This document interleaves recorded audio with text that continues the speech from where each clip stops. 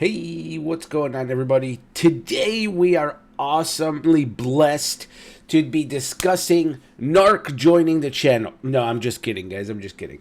I ran into Narc at Citadel of Steel Bloom, so I figured that would be a funny way to start today's video. Today's topic, we are going to be talking about the Tower of Carphin POI within Ashes of Creation. I have finally made it to a level where I am able to go in there and explore this content, take on this content, and see what is really happening inside the Tower of Carphin. So let's get into it.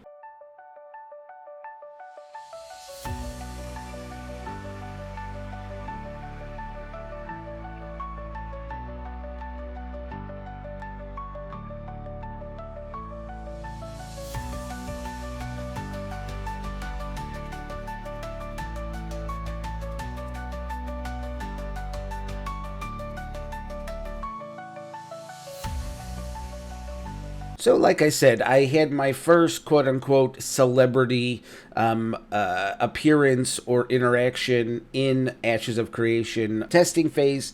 That was with Narc. As you can see, we kind of ran into each other here at the Tower of Carphin while I'm looking for a group. But I will say that being part of a server where there are some pretty popular streamers and content creators for the game, that it is hard to run into them directly within the game themselves. So kind of running into him here at the Tower of Carphin was pretty interesting. Other than that, we're going to be talking about the Tower of Carphin and my experience with the tower so far. The last video, we talked about the Citadel of Steel Bloom and how it compared to my expectations or my thoughts on it at the showcase that was given through Steel Bloom. Tower of Carphin, we weren't given too much detail on the POI itself back in the live stream day. We got some details and they showcased the dynamic event system with the bridge coming together and all of that. But we got into the first main floor of Carphin and then that was it. And if you notice at the start of the video, the Tower of Carphin main entrance has gone through a bit of an iteration. During the live stream, when they first entered the Tower of Carphin, those big doors, it was a very long hallway going to the back, and that's where Steven pulled that mimic from. It seems like they did a design change and got rid of that long open hallway at the start and just went straight for verticality here and went with the staircases on either side of that main entrance. I don't know if that really lends to the dynamic feel of this area, because I did like that open hallway at the start and then progressing up the tower. I did like that design.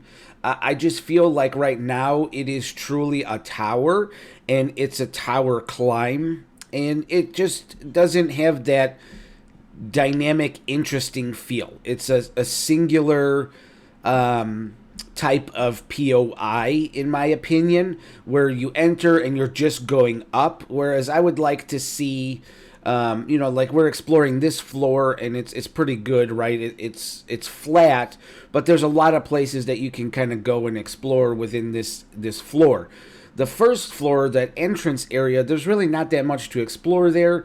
I would have liked that design implementation of that bigger open space down there, just to give, if at the very least, just to give that essence or that feel of a wide open dungeon, rather than an open dungeon that you just go up and down stairs and clear floors or go up to the floor that you want and so on. As far as mobs in the Tower of Carphin, it is a variety of different types of mobs. We're fighting all sorts of different types of elementals. There's golems, there's bosses that spawn here, all sorts of stuff. So I think the variety of mobs in the Tower of Carphin is pretty cool. Like I said, I was able to obtain level 22 and a half at the end of this long extended week of testing. So I did dabble in taking on some content here at the Tower of Carphin. I was able to respec a little bit on my mage here. As you all know, I've been maining a mage. I went through and respec'd a little bit and added in, the Arcane Circle. I added in Blizzard, along with a couple of other different passives, I think, that I respec'd into just to make my class a little bit overall better for my gameplay, my style that I've been playing. So the mage is performing great. I love it. Again, mage is definitely going to be going into phase 2 coming up here in a few weeks. I definitely am going to main a mage again and do something different off. Maybe I'll do alt healer. I have been messing around so far this week on cleric. I got my cleric to, I think, level 17 already as well. So I have been able to kind of grind out some levels on the cleric a lot easier, I think, than mage, because clerics are, I think, just naturally a more needed class. So it's easier, I think, to group up and party with. The visuals inside of Tower of Carphin are great. There's still, areas that need polish, assets that need polish. But as you can see here, the area looks pretty good where we're farming here. The details on the walls and, the corrupted feel that you get from the Tower of Carphin, I think really lends itself well to the lore and to what Steven and the team are trying to create here. The Tower of Carphin also has some pretty good drops. I got a really nice wand out of there. But I think I will say that I did miss out on enjoying the outskirts of the Tower of Carphin. So you have the Tower of Carphin and the Wreckage of Carphin. So the Wreckage of Carphin is that outer perimeter city area, and I went in there with a group on my cleric. We actually went in there and started farming mobs in there, and those are pretty much... as you enter, they're pretty much from level 15 all the way up to level 19 as you get closer and closer to the tower. Everything in the tower is 20 plus that I was able to see. So, once you get to that tower, you do have to have, I would say at least level 20. But you can go to the Wreckage of Carphin fairly early. And I think that was one thing that I did not recognize while I was farming at Steel Bloom, because I was at Steel Bloom from about 16 to 2021 phase of leveling, and was not getting that many good drops in all of the farms that I did.